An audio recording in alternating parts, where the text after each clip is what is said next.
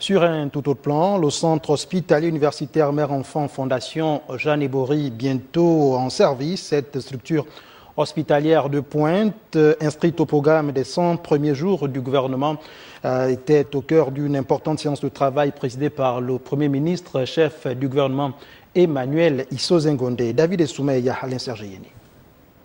Inscrite dans les actions prioritaires du gouvernement en matière de santé, conformément au programme des 100 premiers jours de l'équipe gouvernementale d'Emmanuel Isozengonde, la livraison future du centre hospitalier universitaire Mère-Enfant Fondation Jeanne Ebori était au cœur d'une importante séance de travail. Nous avons ensemble examiné deux aspects.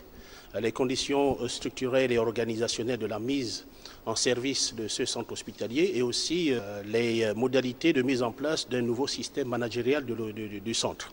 Alors, nous sommes parvenus à des conclusions fort encourageantes. Le gouvernement va s'atteler à résoudre les problèmes liés aux contraintes auxquelles nous faisons face afin de tenir l'engagement que nous avons pris. Ces éléments-là nous ont conduits à redoubler d'efforts pour que rapidement nous puissions répondre aux attentes multiples des populations vis-à-vis du CHU Mère-Enfant Jeanne Ebori. Tout est prêt pour que le CHU Mère-Enfant Jeanne Ebori puisse être mis en service. C'est l'occasion ici pour le ministre de la Santé et de la Population de rassurer l'opinion nationale. Tout est fin prêt pour l'ouverture de la structure. Il s'agit d'un réajustement qui nous a instruits et selon lequel dans les jours qui viennent, le personnel va s'installer progressivement pour s'adapter au matériel, à la nouvelle technologie et pour s'adapter à l'environnement. Après quoi, les malades pourront progressivement, vous savez, une structure hospitalière, ça s'ouvre de façon progressive. Les malades pourront progressivement investir les lieux et jusqu'à ce que l'autorité, le patron vienne inaugurer officiellement et mettre officiellement la structure, disons, aux mains des centres de santé et au bénéfice des malades gabonais.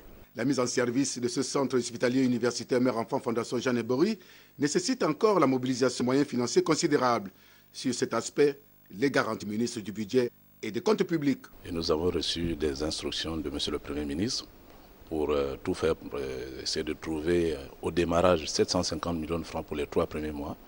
Il faut aussi que nous essayions de trouver entre 100 et 300 postes de main-d'œuvre non permanente pour qu'il y ait de la ressource humaine capable d'accompagner. Mais nous avons reçu les instructions pour rechercher et trouver ce financement.